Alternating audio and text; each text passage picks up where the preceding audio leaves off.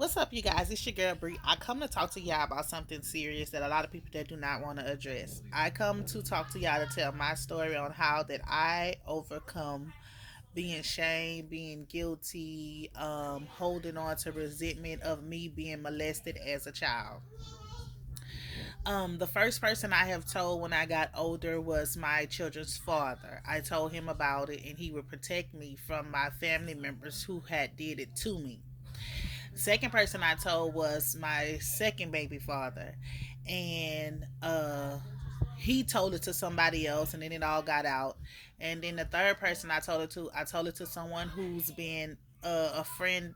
Well, I thought a friend of our family for a long time, and then he told it to a lot of people. So, everybody just started looking at me different. So I started speaking my truth, and I had to tell because they already had didn't wasn't minding the business that pays them, and they already had then told everybody about me being molested, and I wasn't guilty or ashamed of it because I was a child and I could not do anything about it.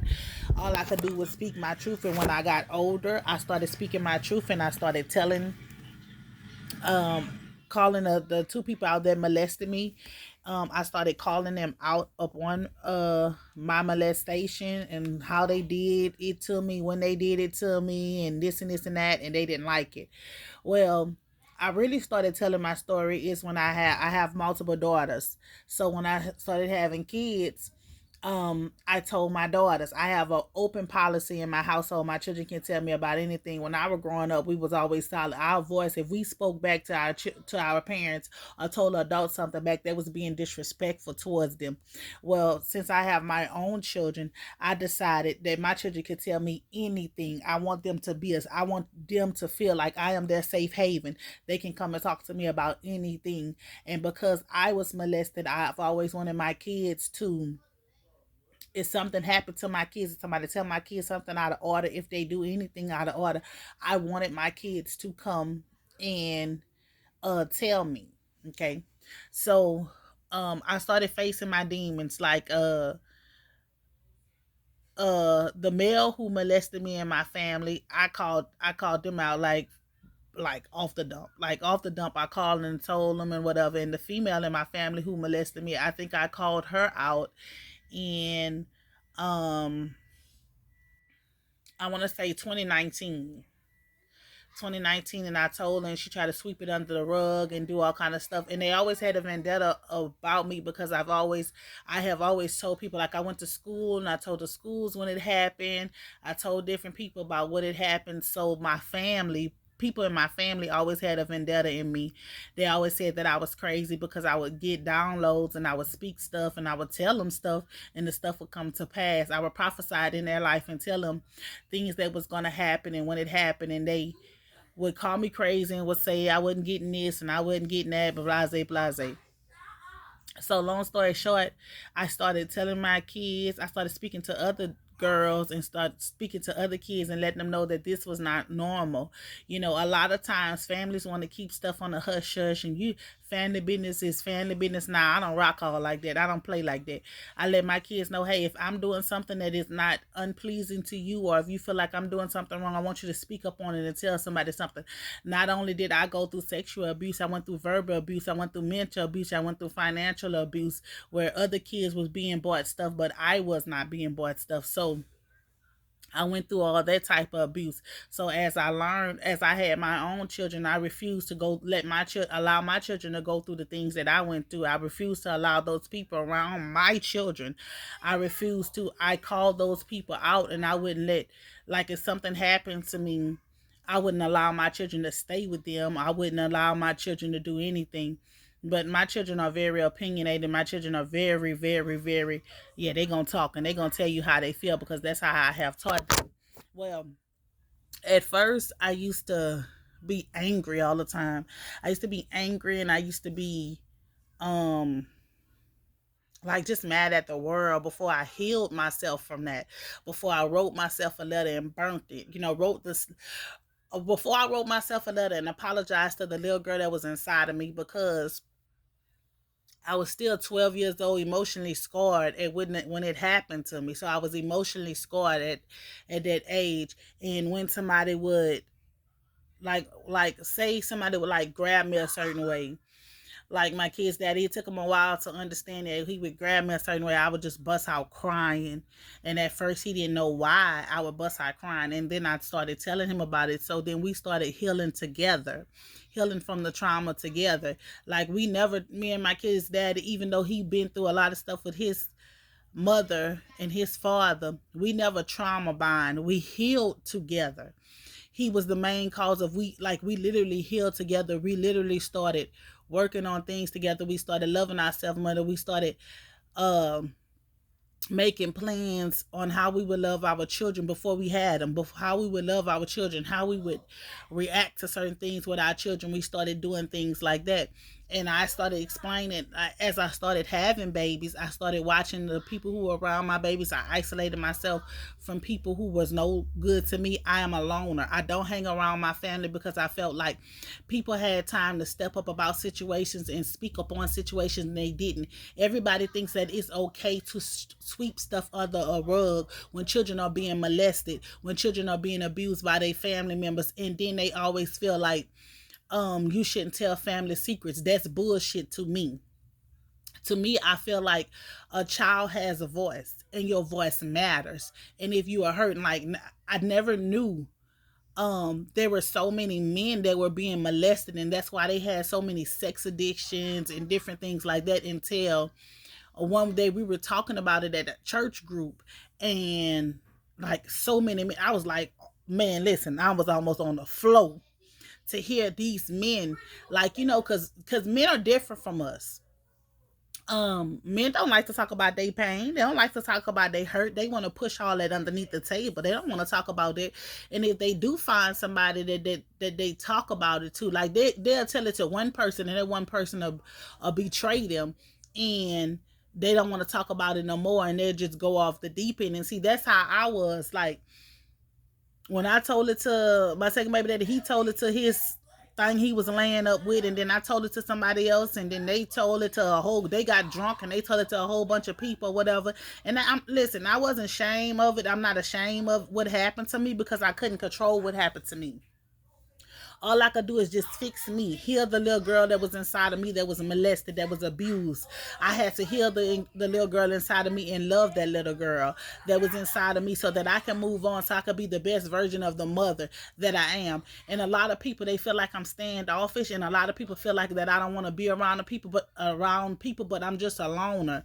And that listen, I'll give anybody the rope to screw themselves, and they always do. It's never me screwing nobody else over. It's always somebody screwing me over, because I in the time of me being molested, all I had was God. So in the midst of all that going on, I remember the first night that it happened to me, that I was in my room, and a spirit appeared to me in my room, and the spirit told me that they had me. That was the exact words that the spirit said, that they had me. And I never forget, 4 days later, the person who molested me went to jail on unrelated charges, but they went to prison for years. And when that person went to prison, the female in my family started molesting me after that person did it. And then I was removed from that person who was molesting me and put somewhere else. So it was, I was out of that, but I still had pain. I people who loved me, like I would go off on them, I would do stuff to them, I would be mad and be angry at the whole world. And then one day, when I was 12, my best friend died. And one day I was sitting down, and I was sitting in the graveyard, and I was like literally sitting in the graveyard having a conversation with her. And we were having a conversation, and she was telling me that I was like 15 at this time. I was 15 at this time. And she was telling me that I need to heal, and it's not her fault. It's not my fault that what happened to me. And and then she told me that she had been molested, and it was just so crazy because I had never knew that, and we had been friends. And well, long story short, she was telling me that the next day I had a basketball game, so she was like, I need you to go, and I need you to win this championship. And I was going to school in Momental. I was going to school. And so the next day I went, I did the won the state championship, blase, blase. Well, my cousin who I was staying with, I ended up confessing to my cousin, telling her about what happened, how it happened, and all the rest of that. And my family, they called me this nickname. And she was like, I'm so sorry that happened to you. And I'll just protect you. And they called the female out on her stuff for it. So ever since I was young, the female is very blood close to me. The female was having issues with me ever since I was that age, since I exposed her for what she had done. She has been having issues with me all my life, praying on my downfall, wishing stuff to happen. And I know these things already. I've been knowing this. So she even tries to throw wedges. As I'm a grown woman with children, she'll either try to come in between wedges with me and my children, trying to plant seeds in my children's head, like to go against me, or like say if I get into a relationship with somebody, like she'll try to tell my kids that I'm gonna replace the person that I'm with for them, or just try to throw stuff. You know how people try to when people are manipulative, they try to manipulate kids to believe anything. And sometimes when kids are younger, some of their minds um cannot understand what they're being told, so they'll go with that. And that's why I tell my children to trust your own self. That's why I teach my children to pray for their own self and do stuff like that. I teach them. I just don't tell them. I show them how to do certain things. I show them how to protect themselves at all given times, because I have so many girls. And for a long time, I wouldn't get into a relationship with no one else, because nowadays you don't know who you can trust. Nowadays you don't know who sex offenders is. And nowadays you have to be careful about who you bring into your household with children. That's why me personally, I wouldn't have a man living with me, because I have daughters. He could have his house, I will have my house. We can go over there, you can come over here sometime. But as for physically living with me, that is something that God has to work on with me, because I have my daughters and because I have been molested. Now, when I healed from being molested, I was able to stand up in front of groups and tell my story, tell people how it happened to me, how I got over it, how hard it was, how I know, like, for 2 weeks straight I didn't eat. I started pulling my hair out. I felt dirty. I remember taking baths in bleach just to scrub myself. I just felt dirty and I felt nasty, because I felt like the people that were close to me most was the ones that violated me. So I felt very violated. Now that now that I'm older, I have forgiven, so I can talk to those people. But I never forgot what you done to me. I forgave you, because I'm not hindering my own blessings by holding on to resentments or grudge or something, because you choose to be sick in the mind and choose to try to hurt and destroy me. You cannot break what you did not build. So people look at me and they be like, the reason why I go through so much stuff and the reason why I'm so strong is because all my life people have been trying to break me, and it has not happened. It's not gonna happen, because I am a chosen one. I am someone who God uses. God uses me in multiple ways. He always keeps me no matter what. Yes, baby. Mm. He always keeps me no matter what. He never allows me. He always have a ram in the bush for me. He never puts me in the circumstances where he does not have an escape plan for me. And that's what I try to tell people. A lot of people don't understand that when somebody has been molested, especially by someone that they love, 9 out of 10, it either makes you weak or it makes you strong. It made me strong. It made me overcome some things. It made me not give up. It made me realize I was here for a purpose. It made me fight. And I fight for what I want. No matter how many people are against me, no matter how many people try to stop me, no matter what nobody try to say, no matter what people trying to do, I'm going to fight for what I want. I believe in what I want, and I'm going after what I want. When certain things supposed to break us, when study shows when children are molested, that they give up on life. They give up on things. They become drug addicts. They become this. They become different. And I never done no drugs. I don't want to do no drugs. I don't, because I seen all this stuff growing up. So being that I seen things that I seen when I was growing up, I choose not to participate in those things that I seen. I seen how drugs can tear up a household. I seen how drugs can implement you being a parent. I seen how drugs can make you lose everything. I seen how drugs can make you not value yourself. I seen how people would sell their soul for those drugs. I seen these things. So because I seen it growing up, I choose not to participate in it. I choose to be better.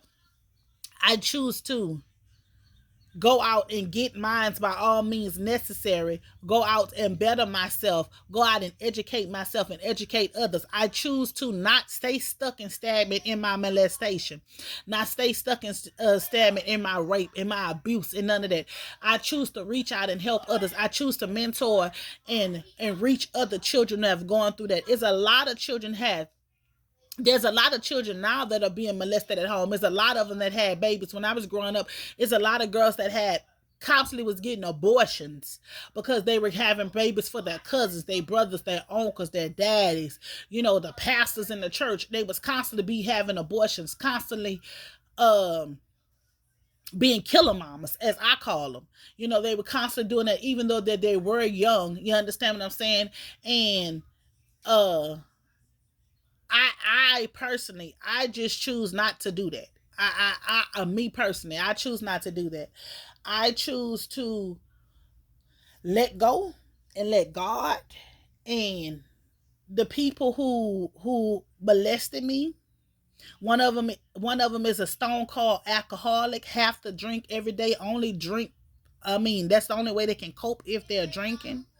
The other one, the other one is a drug head. That's the only way they can cope because if they're sober, they don't want to look at reality and what they have done. And I don't constantly remind them of what they done. God reminds them of what they done because um they're guilty and they're ashamed of what they done because they knew they shouldn't have done it. I was a child and my innocence was taken from me.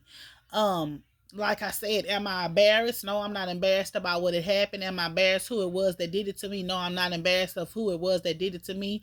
I'm not embarrassed by him nor her that did it to me. I just be cautious of my surroundings and I'm just making sure that my children are aware, my sons are aware, and my daughters is aware of if somebody touching you somewhere that they don't need to be touching you at, and if somebody's doing some harm or danger to you, to speak up and let somebody know, whether it's mentally, physically, emotionally, financially, spiritually, whatever abuse that it was. Abuse is still abuse no matter how you look at it. And a lot of people try to play like they sick it in the head. That's why they did this to you. They need this help. They need their help. Hold on, you guys. Hold on. Hey, D-Ray, turn the oven off, please. D-Ray! Lay. Go turn the oven off. Hurry up. Um, I'm sorry about that, you guys. Um, a lot of people are scared to speak about what they've been through, but they not understanding is that when we speak about what we've been through, that we tell somebody, we help somebody else because there's somebody else that have been through this. There's somebody else that's walking around and still emotionally scarred from the time that their trauma happened. People be 60, 70 years old, but emotionally they still at that time when their innocence was taken from them.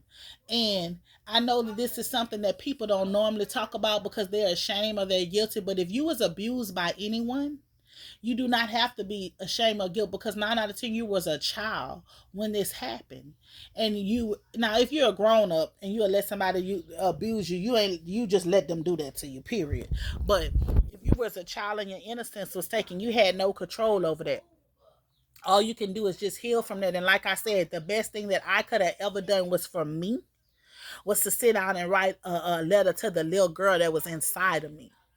I wrote a letter to the little girl that was inside of me, the little girl that was hurting, the little girl who was looking for that protection, the little girl that wanted protection, but nobody was there to save her, the little girl who had to learn how to save herself, the little girl had to grow into a woman and protect herself by all means necessary when she should have been being a little girl. She had to go into protection mode at a young age. So that's how I mean, that's why I tell people my story, because I want girls to know that it's not okay for nobody to be abuse you. It's not okay to go through this. It's not okay to go through that, and it's okay to speak up and tell on these people.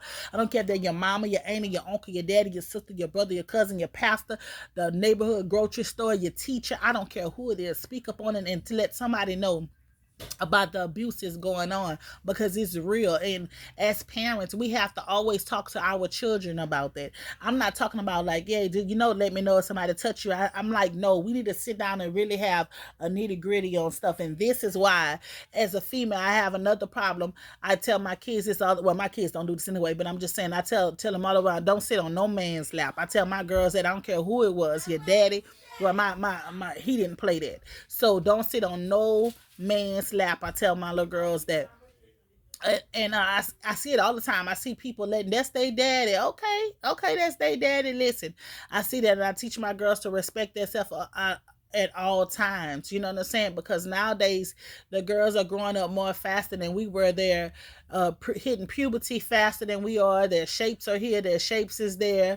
And so I teach my daughters to walk with respect at all given times on yourself, because you never know who watching or whatever. And you could be on your way going to school. You could be on your way to check the mail, and somebody try to grab you, hurry up and grab you and take you or whatever. So just be aware of your surroundings. Just be aware of things that's going on, because like I say, abuse is real. It happens in households. Mothers abuse their sons. Fathers abuse their daughters. Mothers abuse their daughters. They just sexual abuse them. It happens. It happens in household, and that's something that people don't want to speak on. But we have to speak on it, and we have to let them know. It took me, I'm not going to tell you that it was easy. It took me a while to face my demon. To face my demon on being sexual assaulted. It took me a very hard while. To be honest with you, I used to lock the bathroom door and put a chair in front of it where nobody would come in the bathroom with me. For a long time, I put a chair by my bedroom door where nobody wouldn't be able to come in my door. I did that for a long time until until I healed. Until God gave me the strength to let it go. I let go of that pain. I let go of that pain. I let go of that hurt. I forgave, but I never forget. And I'm very cautious on my children. Like, my children don't go spend a night nowhere. I'm very, very, very, very cautious on my children. I watch their every move. If they not with me, they're at school. I don't going somewhere else. I don't play that. I got to be there to see it all given times. And we have to learn as parents to start protecting our children. Sometimes we give our children too much of privilege to go here and then go there, and then a lot of times when it happened to me, um I was blamed. I was blamed for being a child. I was blamed for it. I was blamed for me being hurt, me being molested, me being raped. I was blamed from the person who did it, who is very close to me, and the other person who did it, who was very close to me. Like, I was blamed. It was my fault. It was my fault. I was a child. How could that be my fault? But like, a lot of times we don't want to sit down and we don't want to address that. And that's why some of us have sexual addictions. Why some of us just have issues, like, period issues, anger issues, low self-esteem. That's why some of us is bitterness. That's why some of us don't trust. That's why that was one of my biggest issues that I had, was a trust issue, that I wouldn't trust nobody. Like, that was something that God had to show, that everybody wasn't bad, everybody wasn't out to get me, everybody wasn't my enemy. And even when the people I told went and told somebody else, it kind of triggered me a little bit. But I had to catch my head and let myself, and tell myself, go back to what I knew, go back to what's inside of me, that knew that God had healed me from that. I forgave myself from that. I forgave myself from being hurt. I forgave myself, so I was able to pick myself back up and move on and walk with my head high in front of all these people that was laughing and talking about how I had been abused and how I did that, only to find out that the people that was spreading my abuse was touched by their fathers, touched by their mothers, touched by their grandfathers, but was scared to speak out and tell somebody about it. So what they did, they laughed at my pain to hide their pain. And I was like, wow. I just understood, a lot of people don't have the strength and the courage to get up and tell their story, to tell about who hurt them, to tell about abused them, because we want to protect our parents. We want to protect our uncles. We want to protect our aunties. We want to protect our cousins. We want to protect our family image. But half of the time, a lot of us was molested by our families. It was our families who destroyed us. It was our families who broken us. It was our families who violated us. But a lot of us did not want to talk about that. A lot of us want to protect and act like our family was so perfect and so peaceful and so loving and so kind, and it wasn't that. And that's why a lot of my family don't fool with me, because I'm gonna speak the truth, and they don't like that. They don't like that. I'm gonna call them out on their stuff, and I don't care, because I don't care about none of them. I'm just saying, I feel like you should tell the truth or whatever. Speak the truth at all times and walk in your truth. Trying to sweep stuff under the rug, trying to keep stuff hidden. That's how you have babies for your cousins. That's how you have babies for your uncles. That's how you find out your uncle is really your daddy. That's how you find out you find out different secrets and nasty stuff like that. That's how you find out different stuff, by them wanting to sweep stuff under the rug, by them not wanting to tell the truth, by them wanting to keep secrets because they feel like you're a child. They feel like that you can't handle it. But when you were out telling the truth, when you were out speaking the truth, everybody thought you were crazy. Everybody wanted you to shut up. Everybody wanted you to stop saying this and stop saying that. Only to come to find out everything that you were saying was the truth. So I don't know why I'm telling this message. I don't know if somebody needs to hear this, that somebody has been molested or going through things or scared to tell your story. Listen, people gonna talk about you regardless, whether you do good or you're bad. And I really don't give a damn how nobody feel about me, about what happened to me in my life, because let's listen, I have overcame all that.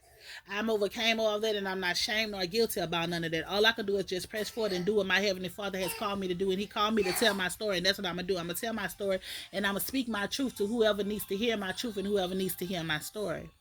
Well, it's your girl, Bree. I love you guys, and I just wish you guys a blessed and prosperous day. And if you're hurting from being abused, just know that you're not the only one who has been abused by a family member. You're not the only one who has been abused or violated by someone you trusted, by someone that you love. There's a lot of us out here who have been abused, but we have got over the abuse. So just keep pressing forward. That's all I can tell you. Just keep pressing forward. Keep looking up to the hills which cometh your health, and all your help coming from the Lord. Just stay rooted and grounded, and this too shall pass. This hurt, this pain, like I said, sit down and write a letter to the little boy, little girl, whoever it is inside of you, and allow yourself to be healed. Allow yourself to go on. Allow yourself to press forward, because that's what the enemy wants. The enemy wants you to keep stuck and stagnant and keep replaying that molestation, that rape, that violation in the back of your head over and over and over. No. Have you ever seen Antwone Fisher, the movie Antwone Fisher? If you watch it, they couldn't keep him, but once he faced his demons and he called them people out, he was better. He felt better. It was a weight lifting off his chest and off his heart. And sometimes us as people, we got to learn how to call these people out on what they did. Say, I remember when you violated me. I remember what you did to me. You tried to break me, but you did not break me. All you did is made me strong. If you have not watched that movie, go watch that movie, Antwone Fisher. Every time I watch that movie, I cry, because I used to cry when I watched the movie, because I knew the pain, I knew the hurt that he would feel. But when he called out him, I was like, that's right. That's how you read somebody. You read him. You heard me? He ain't disrespect him. He might have raised his voice, but he ain't called him out his name. He ain't did nothing, but he read him for filth. And that's what you have to do. You got to start reading people for filth, who play with you, who doesn't play with you, who doesn't violated you, who didn't disrespect you. You got to learn how to read people. Read them for filth. You ain't got to call them out their name. But you got to read them. Speak your truth at all times, because people don't like the truth. They don't like when you tell the truth, and they don't like when you call them out on what they did, the things they try to bury up and sweep under the rug. It's 2022. We ain't sweeping nothing under the rug. Hey, listen, I remember when you did this to me. I remember when you did that to me. For years I've been carrying this baggage. Me, I said 2022, I ain't being a bag lady on nothing. If you did something to me, I'm calling you out. Whether I call you out and everybody know about it, or I'll call you out just between me and you, but one way or another, you're going to be called out, because I'm speaking my truth and standing in my truth at all given times. No matter who it affects, who mad, and who I got to lose, I'm speaking my truth. Peace.